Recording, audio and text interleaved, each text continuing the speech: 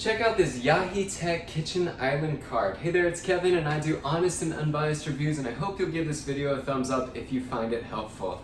So this is an amazing kitchen cart. There are several levels to it as well. You also have a drawer that you have plenty of space to put some things in. There is a hanger over here so you can hang like a rag perhaps, or a small dish towel as well. And then the counter space is very nice too. We have a couple things up here as well, but there's more space to use for extra counter space in the kitchen, and also just to have, like, you know, if you're making a sandwich, you can make it up here while having this on here as well. Now there are several shelves underneath.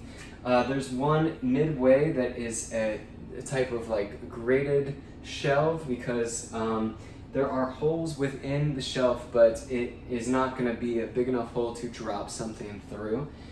So there's plenty of space here too.